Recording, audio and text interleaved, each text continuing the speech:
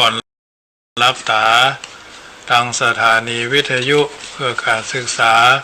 พระพุทธศาสนาและวัฒนธรรม FM ความถี่ 104.50 เมกะเฮิรตซ์รายการนี้นำเสนอโดยอาตมาภาพพระมหาประสิทธมาภินันโทวัดจังค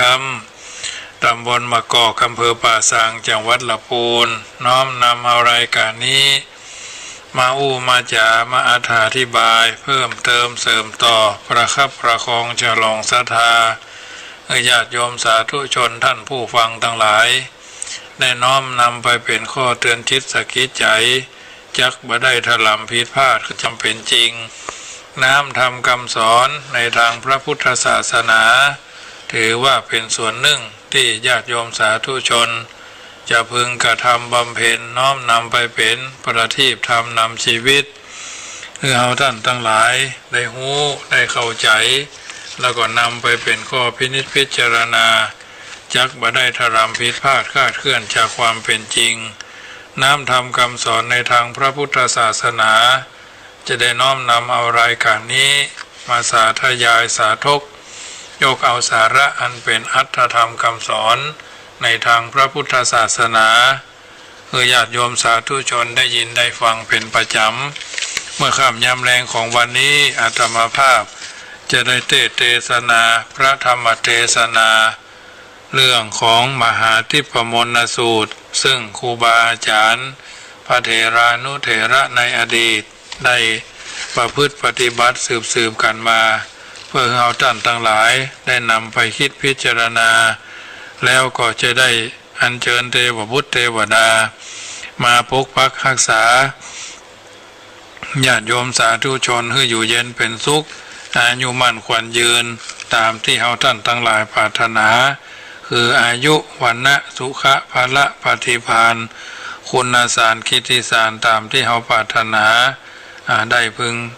นำไปเป็นข้อเตือนจิตสกิจใจน้ำทำคำสอนในทางพระพุทธศาสนาว่ามหาทิพมนสูตรเป็นต้นฉบับของครูบาอาจารย์ที่เพิ่นได้สั่งว่าสวดทยายเอาไว้ได้เขียนลิขิตแต่งได้นำมาเทศนาให้ญาติโยมได้ยินได้ฟังพึงตั้งใจฟังเป็นทำนองพื้นบ้านล้านนาบางคนบางท่านก็บ่เคยได้ยินอาตมาภาพเทศนาธรรมแบบพื้นบ้านล้านนาก่อนเนอะจะได้อัญเชิญเทวดาก่อนเนอะสเกกาเมจาลูเปคิลิสิกาลตเตจันทลิเควิมาเนทิเปรเทจักขาเมตาลุวนาคาหเนกามะวัตุมิเขเตภูมิธาตโยจตุโลกะปราชาญะมราชาอินโตเวสุวรรณราชาอริยเมตโยโพธิสัตวกาตโยอริยสาวกาจะปุถุชนากัลยาณาจะสัมมาทิฏฐิเยวาพุทเทปัสสนาธัมเมปัสสนาสังเคปัสสนาพุทเทสัคารวาธัมเมสัคารวาสังเคสัคารวาอิโตฐานะโตญาวะปรัมปรายมัสสมิงสุจักวาเลสุเทวตายังมุนีวรวัจนังสาธโวโนสุนันตุปนโตเทวสังขโยฟังลาหมู่เทพเท้าเทพยดาครูบาอาจารย์และพระพุทธเจ้าประธรรมประสงค์พ่อแม่ครูบาอาจารย์จุตนจุองค์ครูเก้าครูพายครูตายครูยังอาจาริยะอาจาริยังเจ้าทั้งหลายบัดนี้ตนตัวแห่งเฮาวันเป็นลูกศิษย์พระพุทธเจ้าจะได้อังคาราธนาคุณพระพุทธเจ้า56ธรรมเจ้า38สังฆเจ้า14คุณพ่อ21คุณแม่12มาพกปักรักษาญาติโยมสาธุชนผู้ฟังรายการเสียงธรรมก่อนรับตาวันนี้ก็เป็นวันดีสลีสุภะมังคลาตถาอันวิเศษเหตุว่าเป็นวันอาทิตย์ที่เฮาเท่าเจ้าข้าเป็นวันอาทิตย์ที่5เดือนมีนาเมษายนพุทธศักราชราชา2563ว่าสนั่นเป็นเดือน7เหนือออก13ค่ำตนตัวแห่งเฮาอันเป็นลูกศิษย์พระพุทธเจ้าจะได้เทศนาน้ำทำคำสอนเป็นทำนองพัฒนาพื้นบ้านล้านนาท่านทั้งหลายได้ตั้งอกตั้งใจตั้งโสดาปราศาสตร์ฟังโดยความเคารพนอบน้อมณโอกาสบัดนี้นั่นจูงจักมีธรรมสวนากาโล อายัมพะทันตาธรรมัสสวนะกาโลอายัมพะทันตาธรรมัสสวนะกาโลอายัมพะทันตานะโมตัสสะภะคะวะโตอะระหะโตสัมมาสัมพุทธัสสะเอวะเมสุตังเอกังสมะยังภะคะวะสาวัตถิยังวิหารติเจตวันเนเตนะปนะสะมะเยเอโกราชาสมันตานามาอะโหสิติสาตโวดูลาโสตุจนะสะภูริสะทั้งหลายอุปาสกะอุปาสิกาที่เปิดเครื่องรับฟังวิทยุเพื่อการศึกษาพระพุทธศาสนาและวัฒนธรรมFM ความถี่104.50 เมกะเฮิรตซ์วัดฝายหินตำบลสุเทพอำเภอเมืองเชียงใหม่เมตตาบารมีธรรมในท่านพระครูสมุวิสุวัตวรกิจโชเจ้าอารามาธิปติอธิการสมภารวัดฝายหินแห่งนั้นตนตัวแห่งอาตมาภาพม่อนน้อยพระมหาประสิทธรรมาภินันโทวัดยังคำตำบลมะกอกเวียงเวรุคามป่าสางตีนพระพุทธบาทตาพระแห่งนั้นจะได้น้อมนำเอาพระธรรมเทศนาทิพมนต์สังวาสวดที่ยายเป็นสุตตังอันว่าสูตรอันนี้ชื่อว่าทิพมนต์ในเมอันว่าตนตัวชื่อว่าอนันตสุตตังหากใดสดับรับฟังมาแล้วพระกวาโตมุขโตจาคะอูแก้วกาวคือภาคแห่งพระพุทธเจ้านั้นแลเอวังมักว่าโดยอาการอันข้าจักวิสัชนาไปภายนานิเธอเอกังสะมะยังมีสะมะญะกาละคาบหนึ่งใสสัทธาอันว่าสัพพัญโยตนเป็นครูแก่โลกลาตนประดับประดาไปโดยโสภากายะโสภาเกียอันงามวิหารติอันยั่งอยู่ในเจตวันอารามอันเป็นอารามแห่งนายอนาถบิณฑิกาทะมหาเศรษฐีผู้ถวายเข้าก้อนมาบิณฑบาตมาหากสั่งไว้เป็นตาลก็มีแลตถากาละนั่นใสยังมีปัญญาตนหนึ่งชื่อว่าปัญญาสมันตะลาจาด้วยก็สะเวยราชสัมปติในเมืองสาวัตถีที่นั่นก็มีแลโสราชาอันว่าปัญญาตนนั้นอุปาสโกตนก็เป็นอุปาสกะอุปาถากบำรุงพระพุทธศาสนามีพระพุทธเจ้าภิกขุสังฆเจ้าเป็นบริวารเอกดีวสังยังมีวันหนึ่งใส่พญาสมันตราชาตนนั้นก็หากมาลำเพิงในหอละไทยว่าอะยังโลกานาคราชาอามาทามาวาสิโขวระพุทธศาสนังโยธรรมังปะเรนตุภานินังดังนี้หิก็มีโดยแต่เลอะยังโลเกอันว่าโลกเฮาก็ดีพุทธศาสนาก็ดีอันชักสืบไปภายนายังจะเป็นที่มากนักหากว่ามีธรรมอันพระเสริฐอันเป็นที่จังที่เบิ่งแก่คนและเทวดาทั้งหลายยังสัตว์เดรัจฉานทั้งหลายที่ชักพากันกำจัวสืบศาสนาไปภายนานิจาอันว่าพระขันนิ่งใจสันนี้แล้วก็มาถือเอาเข้าตอกดอกไม้ธูปเทียนเป็นเครื่องสักการะบูชาแล้วก็เสด็จไปสู่สำนักแห่งพระพุทธเจ้าแล้วก็นั่งที่ควรแห่งตนที่ทิศที่เท้าอาแห่งแล้วก็ย่อมือสาว่ามือไวพระพุทธเจ้าใครท่านเขาขี่ญาว่าพันเทพระกวาอันว่าพระพุทธเจ้าตนพระก่อไปโดยมหากรุณายังสัตวโลกทั้งหลายมากกว่าอาทรงใครครับก็มีแลอันว่าอนาถบิณฑิกาสะปะอนาคตะภายนาภิและว่าพระพุทธเจ้าเข้าสู่นิพพานไปแล้วดังอันว่าธาตุและศาสนาก็ยังตั้งอยู่ไว้ทลาภ5,000 พระวาสาดังอันแล้วและก็จักมีธรรมอันใดพ้องจาที่จักขาหักษายังโคโลกาศาสนาเต้าปัญญาปาละ ปาปาจาราชาปาจาราชเจ้าเมืองและปัณณสัตว์ทั้งหลายทั้งสมณะจีพามันจักปฏิบัติธรรมจำเริญรักษาศีลเมตตาภาวนาและเพื่อหือพ้นจากทุกข์โทษเปียที่ใครทั้งหลายทั้งมวลกังวลอนตรายได้อยู่เตียงเต้าตีคามีอายุวันนะสุขะพระละทะนะยะสาหรือจะปรากฏไปโดยอนุภาพปะแพ้คาศึกสัตทะลูทั้งหลายดังอันขออาราธนาเมตตาได้เทศนาธรรมไว้เป็นที่สักการะปูชาแก่ผู้ข้าทั้งหลายแด่เตพระกวาอันว่าพระพุทธเจ้าวิจาระริตวาก็ใครข้าอูแก้วเทศนาว่ายังมากว่าแต่ที่สุตังอันว่าสุติปะมนอันนี้ก็หากว่าจักทางไหวห้ามเสียยังทรัพย์อภัยญะต่างๆนานาอันมีในโลกทั้งมวลแล้วก็ยังห้ามดับรับงับภัยมันทั้งหลายอันจะเกิดแก่คนและสัตว์ทั้งหลายบ่อย่าจะแลนนาพระพุทธเจ้าก็กล่าวเป็นคาถาว่าอินทสาวังเทวะสาวังพมะสาวังอิสีสาวัง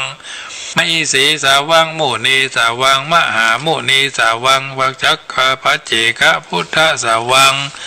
มหาปัจเจกพุทธสาวังจักรวัติสาวังมหาจักรวัติสาวังอรหันตาสาวังสาวกะสัพพสิทธิวิชาสาวังสัพพโลกาธิปติสาวังสัพพโลกาจาริยานังสาวังเอเตนะสัจจสัจเจนะโลนามะสุวัติโหนตุตุมากังสวาหายนะโมพุทธัสสะนะโมธัมมัสสะนะโมสังฆัสสะจยะสาไสยะสีทางหุลูสวาหายอาคาราสารินีนามะมหาอิสีอาโหสิดังนี้มหาราชดุรามหาราชโยพัมมโนปุคโลอันว่าสมณะพามภุกระยิงใจผู้ใดมีใจมักใคร่พ้นจากทุกข์จากโทษจากโศกจากเศร้าภัยในวัฏสงสารจุงจำเริญยังปุริสาสูตรชื่อว่าทิพมนดวงพาเสดผูกนี่พาหายะสัพพะทุกขังปะมุจจติก็จักได้ละเสียยังทุกโทษภัยญะต่างมวลจะและนาอิทังทิพะมันต่างอันว่ามหาทิพมนสูตรดวงนี้ญาณลาอีวะก็เป็นประดุจจะดังสะเปาลำคำพาเสดลำภาษาเปาคำลำพาเสดใหญ่กว้างเพื่อจักเอาเพื่อจักอาจนำมายังสัพพะสัตตังมวลพ้นจากโอคะวัฏสงสารจะและนามีสันใดอันว่าสูตรอันนี้ลำงับดับหายเสียยั่งภัยญะทุกโทษปัณณสัตว์ทั้งหลายทั้งมวลและนาผู้ใดจำเริญยังสูตรอันนี้พัมมะสาวังอันว่าพญาพรหมทั้งหลายตนพาเสดกว่าพรหมทั้งหลายอินทสาวังมีพญาอินเป็นตนอิสีสาวังอันว่าราศีก็ดีมหาอิสีสาวังอันว่ามหาราศีตนถึงชั้นสมาบัติอันยังอันยิ่งกว่าราศีทั้งหลายมุนีอันว่าพระพุทธเจ้ามหามุนีสาวังตนพาเสดกว่าสัตว์โลกทั้งมวลและนาปหายะเพื่อจักละเสียยังตุกะและโตทั้งมวลนั่นแลปฏิปทาเหตุปฏิปทาปฏิจำเริญยังธรรมทิปมนสูตรอันนี้แลปัจเจกะพุทธปัจเจกะพุทธังอันว่าพระปัจเจกะพุทธเจ้าก็ดีมหาปัจเจกสาวะพระพุทธเจ้าตนพาเสดกว่าพระปัจเจกเจ้าทั้งหลายอรหันตาสาวังอรหันตาเจ้าทั้งหลายมหาอรหันตาสาวังอันว่ามหาอรหันตาเจ้าตนยิ่งกว่าอรหันตาทั้งหลายก็ดีสัพพสิทธิวิชาอันว่าความมักอาภาธนามีโดยประการสันใดสัพพโสติอันว่าความสวดสดีทั้งมวลก็จักสำลิดทีจะแลก็เหตุโดยอันว่า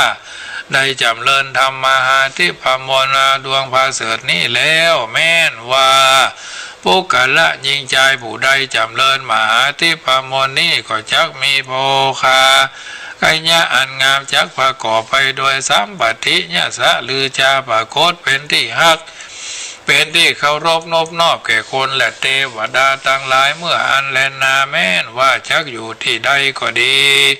มีตนว่ายืนเตโอนั่งจักนอนก็ดีก็จักพัก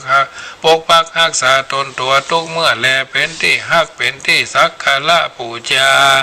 จุเมื่อแลแม่นว่าโจละภัยญะทั้งหลายก็บ่อาจจักมากระทำร้ายแก่เฮาใดย่อมจักมีใจอ่อนน้อมแก่เฮาจะแลนาฮือจำเริญบทว่าภาษายะสะอินทะทัพปังอาทะภูขัลลานิปาลิมาปัญโยพันโหอนะปาริพันโทตานังโสตาปฏิปูปาลานังปาปูนิงคุติคิด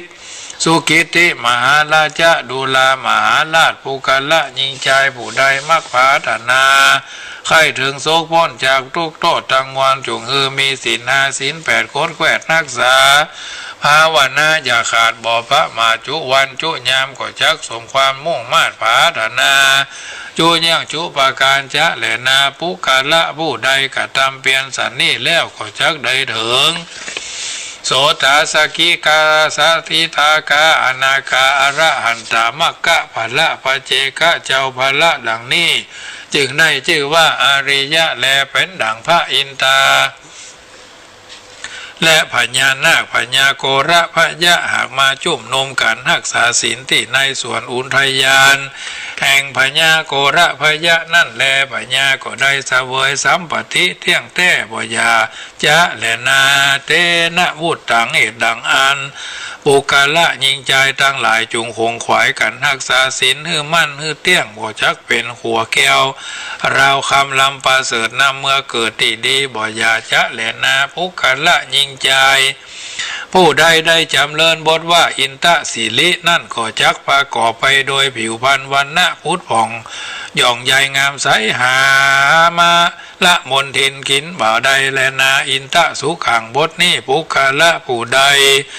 จำเริญก็จักได้อยู่สวัสดีชื่นจ้อยเจยบานพระก่อไปโดยสัมปติเขาของเงินคำจ้างมางัวควายข้ายิงข้าใจน้อยใหญ่บ่ยาจะและนาอินทะรูปังอันว่าปุกาละ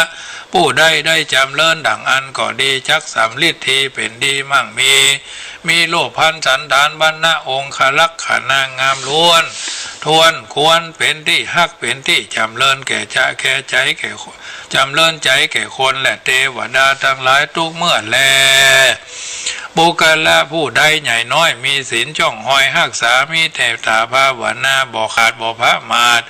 ต่างดังอันก็ดีกันว่าเมียนอายุแห่งตนได้จุติตายไปสู่พระโลกแล้วดังอันก็จักได้ไป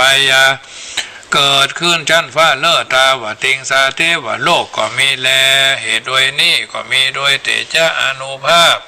แห่งพระธรรมมหาทิพย์มนต์สู่ดวงประเสริฐนี้อันพระตถาคตหากเทศนาไว้ก็เพื่อฮือหายยังภัยยะยังทุกข์ยังโทษตั้งมวลแลดูแลมหาราชาอันว่าธรรมมหาทิพย์มนต์สู่ดวงประเสริฐนี้ปรินตุก็หากยักหากษายังโลกทั้งมวลหากมีภัยยะอนตรายมาบังเกิดที่ใดที่หนึ่งก็ดีมีตนว่าบรรจงห่อเฮือนอยู่เป็นสุขจนยิงคนใจเปียที่บ่หู้จักหายก็ดีแม้นว่าสัตว์เดรัจฉานทั้งหลายเป็นพญาที่เป็น5ตลอดจน5ลงเมืองก็ดีบ้านเมืองมีอุบาทเกณฑ์ขวนกวนขีบ่มีวุฒิจำเริญดังอันอย่างเช่นโรคโคโรนาโควิด19ก็ดีคือเอาทำมหาทิพย์มนต์สูตรที่ตนตัวแห่งอัตมาภาพเทศนาอยู่คณะนี้มีมหาอามาเทศนาคือฟังก็ลำงับนับหายเสียยั่งภัยยะต่างๆนานาจะและนาจะล่วงสุดบ้านเมืองใดห่อเฮือนใดก็ดีบุคละยิงใจผู้ใดก็ดีได้อยู่ดีมีสุขด้วยสัมปติเขาของเงินคำบ่มีเปียที่โลกาหากอยู่บุตรที่จำเริญลุ่งเรืองไปใจดังอันหากว่าได้จำเริญยังทำมหาทิพย์มนต์สูตรดวงนี้ก็ดีก็จักมั่งมูลตุนเต้ามีอายุมันยาวายะสะสัมปติอุทิจำเริญแก่กว่าเก่าได้100ปันปุ้นและนาบ่อยาจะและนาดูลามหาราชเจ้าพิและว่าจักกะตามฮือวุฒิสำเริญไปดังอันจุงฮือเอา หายังบัตถุประทานทั้งหลายมีผัดที่49ดวงตุงงา49ตัวเตียน49เล่มดอกไม้49ดอกขาวา49กรไม้สีฟัน49อันจ้อ49พื้นและมีวัฏฐาแผ่นภาสัทธาทั้งหลายจากหามาใดมีมาแล้วปู่จาธรรมมหาเทพมนต์ดวงพระเสริฐผูกนี้อังการาธนาพระสังฆเจ้ามาเทศนาฮือฟังในวันเดือนออกก็ดีวันเดือนแฮมก็ดีก็หากจักสำลิดทีจักมักมาจักมีกรรมกรรมผาดานาฝ่ายชุปการบ่ยาจะและนาดูลามหาราชปุกละยิ่งใจผู้ใดก็ดีได้แต้มได้เขียนได้เฮียนได้อ่านได้สังวาสสวดที่ยาได้คืนใจก็จักจำเริญวุฒิมีอายุมันยืนยาวยังปกอาและยังปกปักรักษาบ้านจองหอเฮือนบ้านเมืองฮือการขุงลุ่งเรืองก็จักวุฒิคำจูชาบุระพระพุทธศาสนาแห่งพระตถาคตตลาบเต้าพาพันพระวาสาบ่ยาจะและนาดูลามหาราชเจ้าวะผู้ใดเอาธรรมมหาที่ประมวลสู่ดวงนี้และมีเมตตากรุณามุทิตาอุเบกขาได้ไว้ได้สาได้สักการะบูชาแก่คนและเทวดาก็มีศีล5ศีล8ผู้ที่จำเริญไปดังอันเป็นเข้าอาเวชักได้เป็นขัวแก้วเล่าคำเป็นสับเป่าคำลำประเสริฐบุญสมพานมากนักอนันตาที่สุดบ่ใดก็จักมีแก่ผู้กันละผู้นั่นและว่าหากใดจำเริญบทว่าปัญญากะสมานาคาถาทุวังนิจังวัตตะนิพพานังปัลละมังสุขังดังนี้ก็จักได้ถึงโสตาปฏิมักกะภละอุทธังโสตะรวดนิพพานบ่ยาจะและละนั่นพยาสมันตละตนนั่นได้สดับรับฟังธรรมเทศนาอันจีวะที่ประมวลแล้วก็อยู่เสถียรเที่ยงเต้าในที่นี้จักอยู่ดีมีสุขพุทธิจำเริญไปใจดังอันเพื่อฮืออยู่สวดสดีก็จักได้สังวาสสวดที่ยายพุทธมนต์คาถาเพชรลำด้วยที่ประมวลบทหนึ่งว่าโอมที่พระมันสังโอมที่พระมันตะสหมังสะชะหะเทโจใจมีอำนาจถือดาบเทียนกาไว้วาดลูกเป็นไฟสลีกันใจกูเทียนนี้ปราบเมืองผีมาจุดันดาวบ่หูกี่ร้อยเช่นเต้าพญาปราบขีนมา101ภาษากูก็ภาพใดได้ปื้น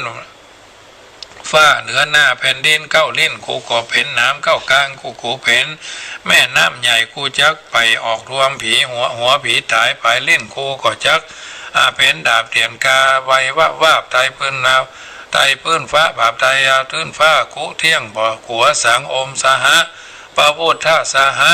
อมเพชรรำแผ่นดินดำไว้ว่าสายใจขาดเล่นนี้ละทนดีถูไว้นี้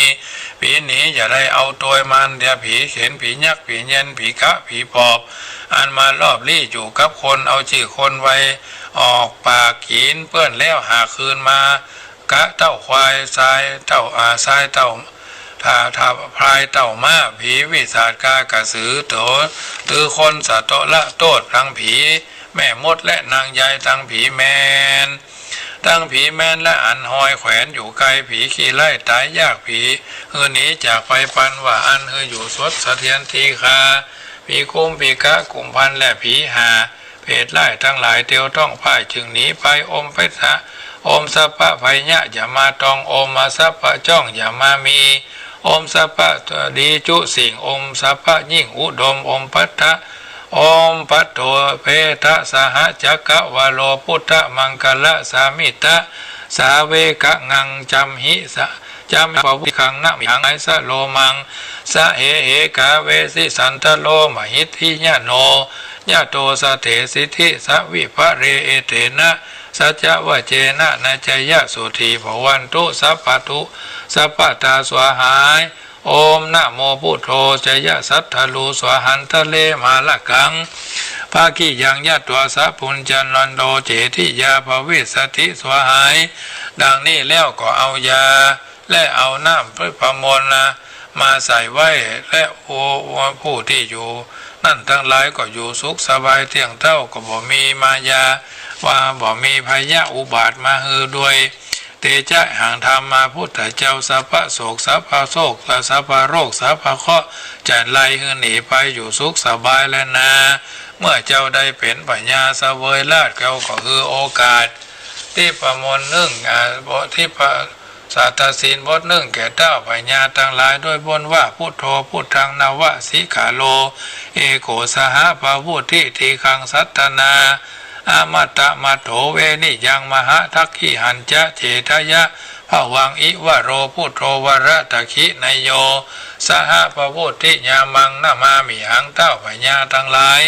ก็สังว่าสวดเทยายนั่นอยู่ใจส่วนว่าพยะไล่ทั้งหลายก็บ่มาปรากฏหันสักเตื้อบ้านเมืองก็อยู่จุ่มเนื้อเย็นใจไพ่ฟ้าประชาชนก็อยู่ตั้งขินดูตั้งใจดูตั้งไหวเตตานคาซึกจักมากะตามไล่ก็บ่มีมาแม่นว่าโจรลักโจรมาแม่นว่าโจรคนลักซึ่งกันไปมาก็บ่มีสุขเกษมดีเที่ยงจุที่จุแห่งที่แลยะถาอันมีและสันใดตันทั้งหลายจุงพ้นจากโลคาพญาธิที่นี่จักว่าจ๋าด้วยใจญาพระเสริฐเธอเป็นสิริมังเกิดมงคลบาพระโจรแพทย์ทุกสิ่งเป็นใจญายิ่งนาเป็นอุตตมายิ่งโยดแก่ว่ายิ่งกว่าวันและยามทั้งหลายเป็นวันเม่งก็พดใสวันใดก็มดปอดนักขัตฤกษ์ก็ได้จอมท่านังคือว่าลัคนาก็มาอยู่ระวายสีพัทวีธาตุโอกาสมังคลานันตาทีถีอาหมู่วันฟ้าทีแสงก็มาได้เศษ4 5 6 2วันเข้าของก็มาได้ตายตายเป้าธรรมชาติโหราศาสตร์หากมีกรรมมาตามกรรมปีของโลกวันนี้ก็เป็นวันคืน13 ค่ำเดือน7เหนือพระพุทธเจ้าก็โปรดโลกศรัทธาปัญญาจักรวรรดิมาเกิดเป็นเจ้าโลกคือได้สู่สดสดีสลีที่ข้าแก่ศรัทธาทายกทายิกาที่ได้ฟังน้ำทำคำสอนแห่งพระพุทธเจ้าตั้งแต่วันนี้ไปนาท่านสาธุชนคนฟังรายการเสียงธรรมก่อนรับตาจุคนจุท่านคืน104วัดฝายหินแห่งนี้ทุกคนทุกท่านไปยิ่งมาอย่ามาปานตนเหมือนสาหาใจยะมงคลมาคนนะมหาใจยะมงคลอันใหญ่ครับไล่เสียงโวยภัยบอกก้ำกายไล่รันใดผีวิสาจไล่หากหนีไก่ผีที่นี่จะไขจังมงคลจักกะวานน้อยบอกต่ำก้อยมองขีอยู่สวดสดีแถมเล่าโดยบทบาทพระคาถาบาลีว่าสัพพะพุทธา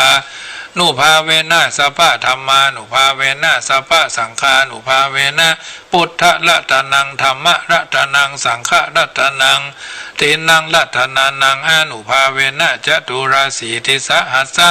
ธรรมขันธานุภาเวนะปิทักขัตยานุภาเวนะจินสาวกานุภาเวนะโดยอนุภาพ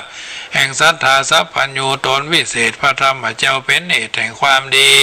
พระสังฆเจ้าผู้มีศีลใสสลีสะอาดอนุภาพแห่งแก้วเจ้าทั้ง3พระธรรมขันธ์80,000พระธรรมขันธ์84,000บ่อเศษพระไตรปิฎกเหตุรักศาสนาสาวกพุทธาที่ไวอนุภาพนั้นไซจุงรักษายังสัพพะโลกาหาบาทโลกให้ทั้งหลายหายจากภัยวินาศหนีไขอันตรายหนีแสนโยชน์อุปัตถวรวดบ่มาคุยนิมิตดีฝันเลิศอวะมงคลอย่าเกิดมีจุงวินาศหนีไขคือได้อายุมันขวัญยืนทรัพย์สินมีเหลือจ่ายเหลือเคี้ยเหลือกินเหลือจ่ายเหลือไหวเทตานสลีบ่อนายอยู่กับตัวมีเถโชใจยศใหญ่มีกำลังฝ่ายจ้างสารมีวันหน้าใสสะอาดความจำเริญมากมีความจำเริญมากมีมาภวตุสัพพมังคลังสัพพะมงคลทั้งหลายแหล่จงมีแก่ท่านทุกยามลักขันตุสัพพเทวตาขอเทวดาตนวิเศษมาปกป้องเหตุโรยภัยสัทธาสุธีภวันตุเตขอความสุขสวัสดีจงมีแก่ท่านทุกเมื่อจะและนาตุมเหภวันตาสาธุชนคนดีทั้งหลายได้ยินได้ฟังน้ำธรรมคำสอนอันเป็นธรรมที่ประมวลทุสูตรที่อัตมาภาพพระมหาประสิทธรรมาพี่นันโทได้สังวาสสวดที่ยายคือญาติโยมอยู่บ้านได้ฟังแล้วก็เสถียรที่ค่ายดูตั้งกินดูตั้งใจ ดูตั้งไว้เททานเหลือกินเหลือจ่ายเหลือไว้เททานเหมือนพุทธบัญหารที่องค์สมเด็จพระมุนีที่ไวยสังวาสเป็นพระพุทธมนต์คาถามหามงคลยิ่งนักคือว่าแห่ปัญจันเปิ้นกล่าวเอาไว้ว่าโอมเหเหทิทะพัทะกติทัติเหเหวะเววะวิรุญกะรุกายะทิลุวิทิลุวิวะเตวะเตโอมกากากะนุนานะนินิโนโนนินินานะรูปะภาภาโอมเหเหเทวาเตนิรุตภารุปิสาตารุนิวาจาโลเทภคะภกามุเหเหอวะนานะเหมะคุมภะโอมสวหายแก้เหตุไล่นานาสัพพะทุกขาสัพพะพยาสัพพะโรคาสัพพะอันตรายามหาจเยมหาราพังอายุวันังสุขังภวันตุเมสิโลเมพุทธเถวันจะนาลาเถพิยังมะมะจยะสุธีภวันตุโวอธิอุณสะวิจโยธโมโลเกอนุตตโรสัพพะสัทธหิทัตยะตังตวงขันไหนเทวเตปริวเชราจดันเดอมนุเสหิภาวเกพยาเคนาเควิเศภูเตอาการะมารเนนะจะสัพพสมามรณามุตโตทเปตวากาละมะลิตังตาเสวะอนุภาเวนะหุตุเทโวสุขีสัทธาสุทธสีลังสมาทายะธรรมังสุจลิตังจะเลตาเสวะอนุภาเวนะหุตุเทโวสุขีสัทธาลิขิตังจินติตังปูจังทาลนังวาจานังข้าลุงปะเลสังเทสนังสุตวตัสสะอายุภวัตติอาทิอุณสะวิจโยธรรมโมโลเกอนุตตโลสัพพสัตตาอิทัตยะตังตวงขันนาหิเทวเทปริวเจราจดันเดอมนุเสหิภาวเกพยัคเคนะเควิเสภูเทอาการามะละเนนะจะสัพพสมามะละนามุตโตทัพเปตวาการะมาริตังตเสวะอนุภาเวนะหุตุเทโวสุขีสัทธาลิขิตังจินติตังปูจังทาลนังวัจนังคาลงปาเลสังเทสนังสุตวตัสสะอายุภวัตติโพจังโคสติสังขาโตธรรมนังวิจโยตถาวิริยัมปีติปัสสติโพจังคาจตถาปเรสมาตุเปคาคาโพจังคาสเตเตสัพพทัสสินามุนินาสัมมัทขาตาภาวิตาปะหุลีกตาสังวัตันติอภิญญายะนิพพานายะจะโพธิยาเอเตนะสัจวะเจนะโสทิเตโอทุสัพพตาเอคัสสมิงสัมเยนาโทโมคลานันจักสสปังขีลาเนทุขิเตทิสวะโพชังเคสัตตเทสยิเตจะตังอภินันทิตวาโรคามุนจิสุตังคะเนเอเตนะสัจวะเจนะโสทิเตโอทุสัพพตาเอกายถาธรรมราชาภิเครัญเยนะภิปีริโตจุนทัตเตเลนาตันเยวะพนาเปตวนาสาธาลังสามโมทิตวาจะอาภาธาตมาบุทาสีธานะโสเอเตนะสัจวะเจนะโสทิเตโหตุสัพพตาปะหินาเตจะอาภาธาตินันนัมปิมเหสินังมกาตากิเลสาวะปตานุปติธรรมตังเอเตนะสัจวะเจนะโสทิเตโหตุสัพพทาทุกขปัตตาจะนิทุกขาพยาปัตตาจะนิทุกขาจะนิปัญญาโสกปัตตาจะนิโสกาหุนตุสัพเพปิปานิโนเอตาวตาจะอัมเหหิสัมปตังปุญญาสัมปตังสัพเพเทวานุโมทันตุสัพพะสัมปติสิทธิยาตานังตตันตุสัทธาญะสีลังละขันตุสัพพตาภาวนาพิรัตถาหุนตุขจันตุเทวตาคตาสัพเพพุทธาปราปตาปเจกะนันจะยังปะลังอลหันตานันจะเตเจนะหลักขังพันธามิสัพพโสยังกินชีวิตตังอิทวาหุรังวาสักเคสุวายังลัตตานังปะนิตังนะมังนาตากติตัมปิพุทเทธรรมเมสังเคลัตตานังปะนิตังเอเตนะสัจเจนะสุวัติหนตุวะโรวะรัญญูวะระโทวะราหะโรอนุตตโลธรรมวรังอเตสยิอิธัมปิพุทเทธรรมเมสังเครัตนังปณิทังเอเตนะสัจเจนะสุวัติหนตุยานีตาภูตานิสมาคตานิภูมานิวายานิวะอัตตาลิเกตตากตังเทวมนุสสะภูจิตังพุทธังธัมมังสังฆังนามาสามาสุวัติหนตุรัตนะสุตังเมตัญจะสัพพโรกัสสมิงมานะสัมภาวัญเยปาลิมานังอุตังอโดจติริยัญจาสัมปตังอเวรังอสัมปตังทิฏฐัญจลัง นิสิโนวาสัญญาโนวายวัตสวิคตามิโตเอตังสเถงอธิทายะพระมเมตตังวิหารังอิตมาอุติถินจาอนุภกมาสีลวัตสเนนะสัมปันโนกเมสุวินัยะเกตังไนจะทุกขภะสยังปุณเรติติการณียเมตตาสุตังอภะมโนพุทโธอภะมโนธัมโมปะมโนสังโฆปะมนะวันตานิสิลิงสัพพานิหิวิจิกาสัตตปฏิอุณนาภิสระภูมูสิกาคัตตาเมลคา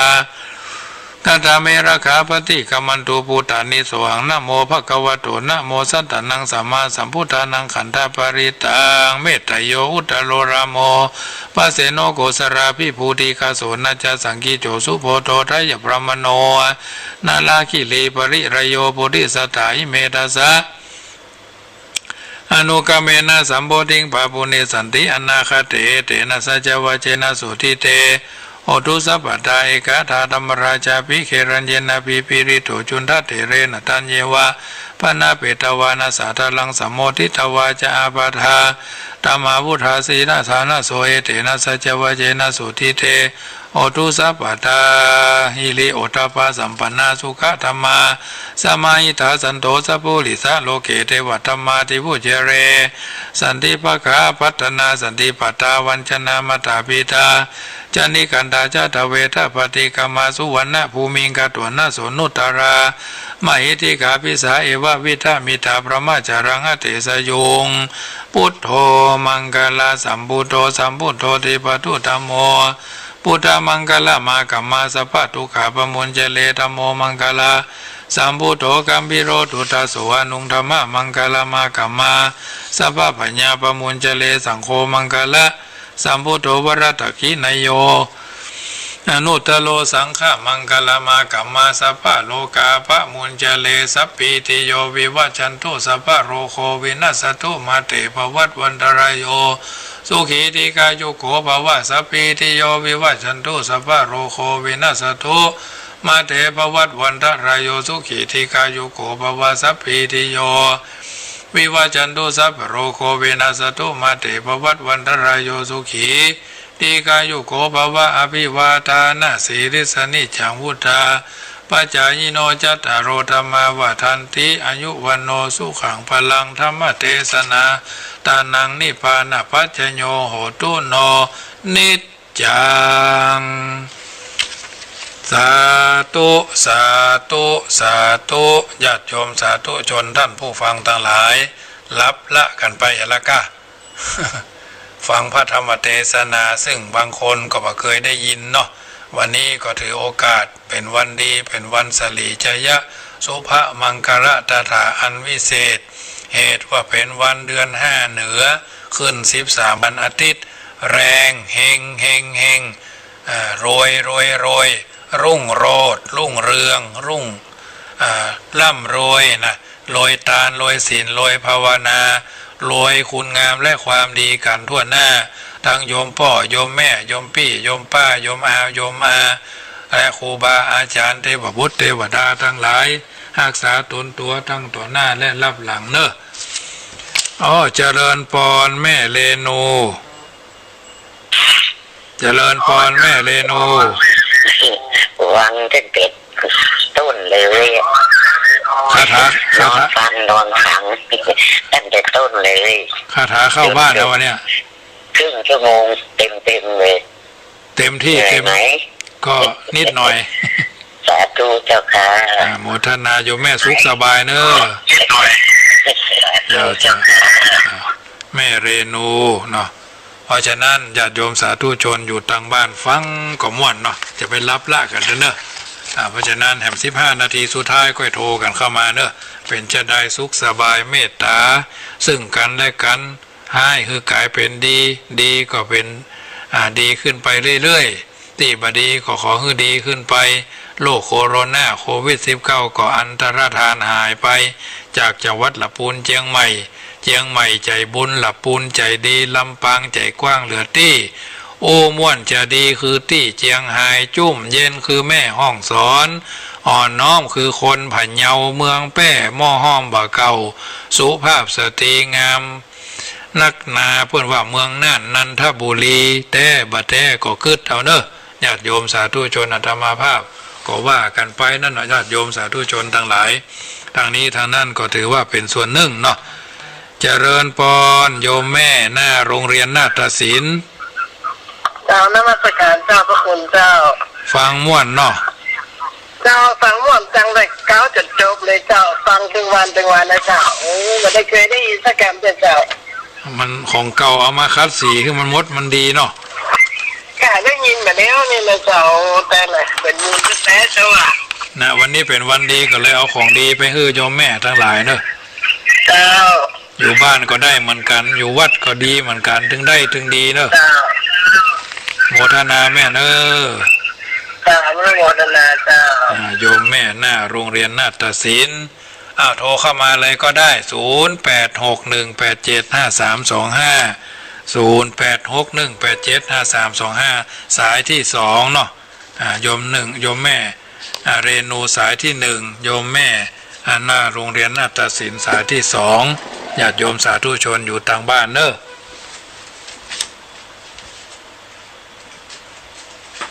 ก็จะได้ค่อยใจถึงแปลงใจเติงโทรเข้ามา1เสียง1สาย1กำลังใจส่งใจมาก่อนอย่างอื่นค่อยมาเนอะโยมแม่ครูเหรียญทอง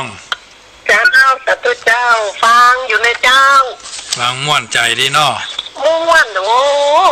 นึกว่าเป็นแต่เก่งเฉพาะแสดงธรรมจิเต้ทำก็ข้อรู้เก่งครับก็พอได้ไหมมาเก่งใช่ปะดีค่ะพอชัดเจนดีฮะพอชัดเจนดีเข้าใจดีฟังตั้งแต่บทอัญเชิญชุมนุมเทวดาแล้วเจ้าตลอดเลยเจ้าเป็นกำลังใจให้มันกันเนาะเจ้าอันพอได้คือตอนนี้ครอบจักรวาลเลยเนอะเจ้าสาธุร้อยซาเป็นที่จ้างเอามาเฮือตมาเห็ดซาวเจ้าเป็นกำลังใจนะเจ้าโมทนาเจ้าสาธุเจ้าแม่ครูเหรียญทอง0861875325โทรเข้ามาได้ในญาติโยม1สาย1เสียง1กำลังใจอยู่ไหนก็โทรเข้ามาเนื่อคือเป็นกำลังใจซึ่งกันและกัน1เสียง1สายแม่ครูเหรียญทองสายที่3เนาะเจริญพรแม่ยอดดอยสะเก็ดเจ้าแม่ยอดแม่คือเดชกอยฟังชัดเจนดีเนาะเข้าใจดีเนาะแม่เนาะเข้าใจดีเจ้าเอาพุทธมนต์ไปฮื้อถึงบ้านบุญแล้วเนี่ยนะโอ้สาธุดีใจที่ปันปอนเสกขายนะเจ้าเก็บเอาไว้หลายๆให้รู้กันหมดนะเจ้าเนาะเจ้าไปกำลังใจให้โยมแม่ยอดเนอะเจ้าสาธุทำไว้กำลังใจให้เช่นกันเจ้าโยมพิษสมัยเจ้านมัสการเจ้าฟังแต่เจ้าละก็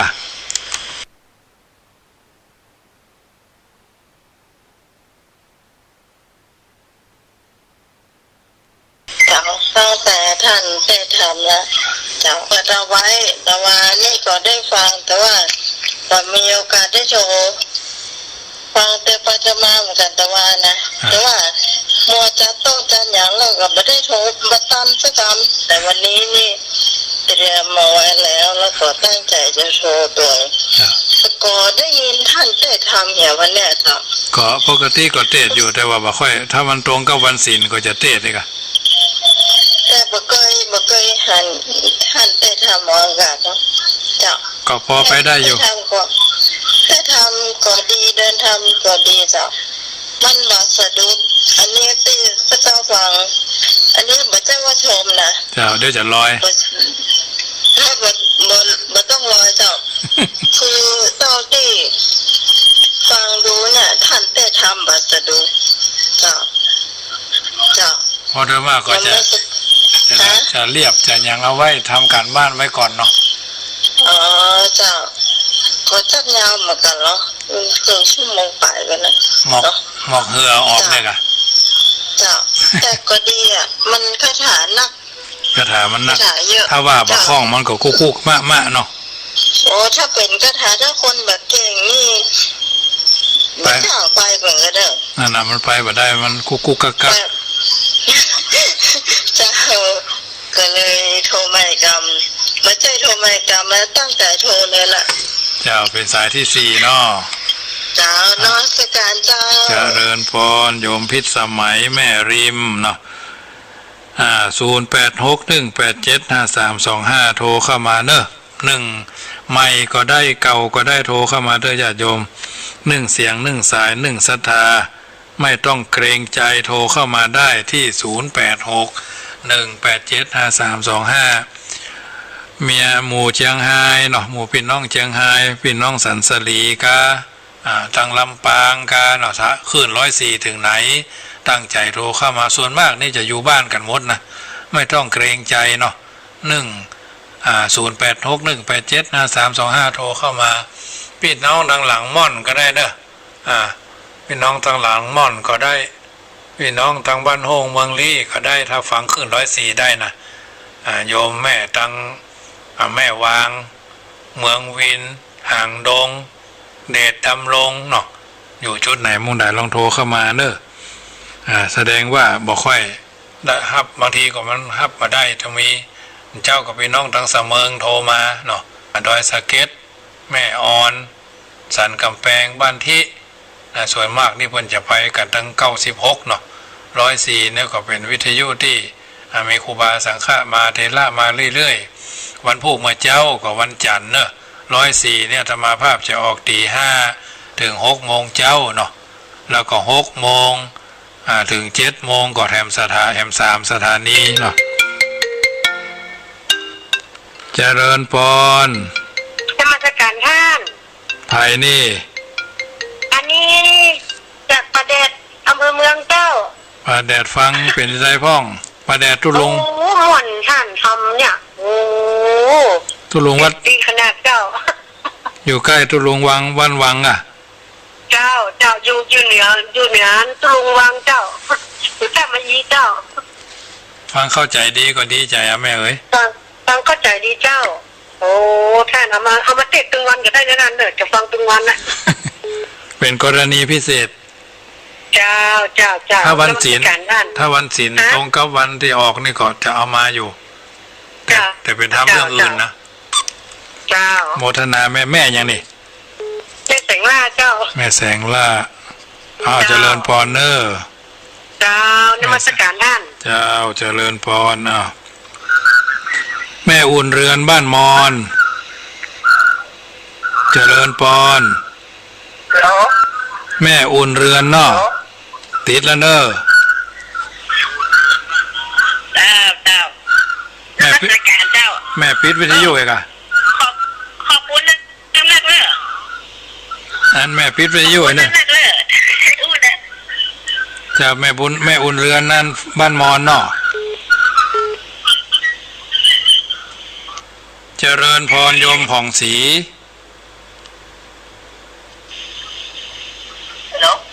เจริญพรติดแล้วแม่โทรเข้ามาเนอะแม่โอ้ขอบคุณนักเนอะแม่อุ่นเรือนเนาะติดทำดีเลยนะเจ้าฟังเข้าใจดีเนาะโอ้จะฆ่ามดเนาะเรียบร้อยเนาะม่วนดีเลยเจ้าแม่อันนี้แม่อุ่นเรือนเนาะหนักเนอะเจ้าบ้านนอนตั้งกับแป้งนะเจ้าเข้าใจดีแม่อุ่นเรือนสันกำแพงเนาะ4091โทรเข้ามาใหม่เนอะ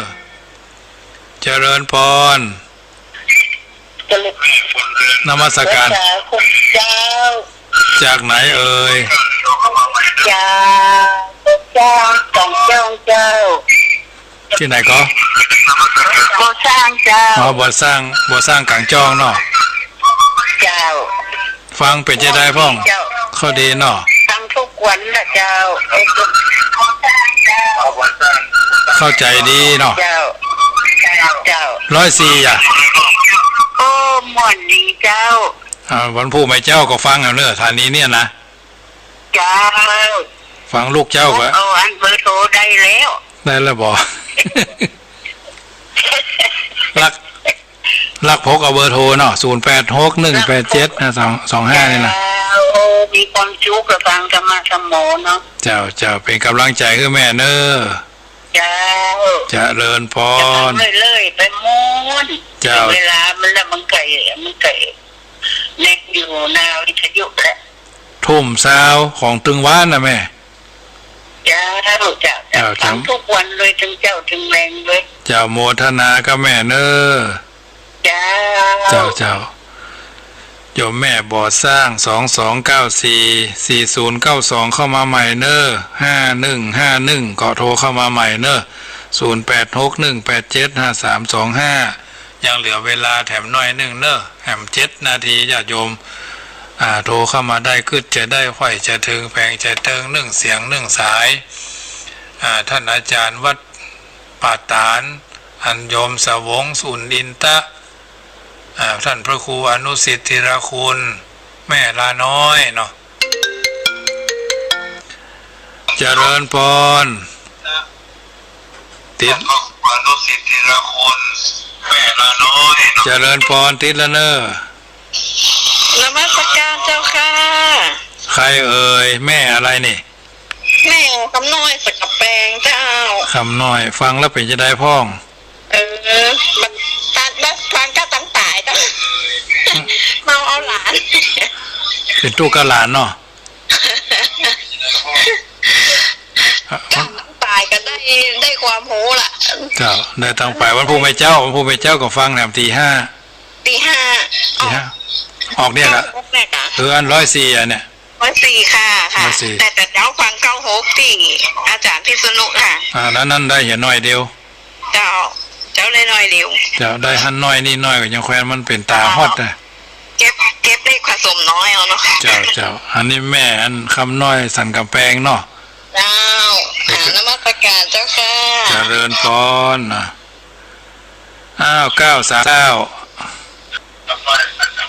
เจริญพร นมัสการครับสวัสดีปีใหม่เมืองครับพันแท้ครับ ไผเอ่ยนี่ แฟนพันแท้ครับ แฟนพันธุ์แท้เนาะ ครับ ฟังกันเมินแล้วกะ โอ้ฟังเมือนมาหลายปีแล้วครับมาจัดเมือนแล้วครับตั้งแต่พระครูปริยัติยาตุศาสตร์ครับเจ้าอาวาสวัดไผ่หินครับ ครับแล้วเพิ่นเพียรเป็นพระครูสมุวิสุวัฒน์เนาะ ครับ แม่เจ้าก็ฟังกันเป็นได้พ้องฟังเข้าใจดีเนาะ โอ้ฟังม่วนดีครับโอ้จัดม่วนเลยครับน่ะ ก็ดีใจคน ท่านเทศได้ดีมากเลยครับน่ะ ครับฟังใจพ่ออยู่แถวไหนก็นี่ ผมอยู่ข้างวัดแม่ริมนี่ครับ ไม่ริมหลวงอ่ะ ครับแม่ริมหลวงเลยครับ หลวงพ่อพระครูอมรเก่าเนาะ พระครูอมรครับผมติดพระครูอมรธรรมประยุทธ์ครับ เอาล่างเอาเป้าไปขายสวนนี่กัน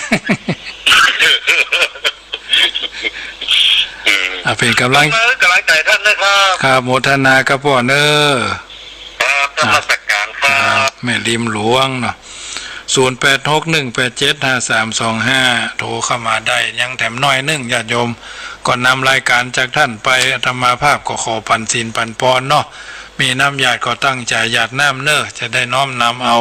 ปอนสนองต่อเพื่อท่านทั้งหลายอยู่เย็นเป็นสุขรับเป็นสุขกันทั่วหน้าดังพระบาลีคาถาว่ายะถาวาริวหาปูลาปริปูเรนติสาขลังเอวะเมวะอิโตตินังเปตานังอุปกปปติอิจิตังปฏิตังตุมหังคิปะเมวะสมินจันตุสเพปุเรนตุสังกปาจันโตปนะระโสยถามะนิโจติระโสยถาอิตังโวมัตุบุภาราชตานังธรรมเตสนาตานังธรรมปฏิปฏิตานังพุทธัญจะธรรมัญจะสังฆัญจะสรณังคโตนิปานะปัจจโยโหตุโวนิจังมงค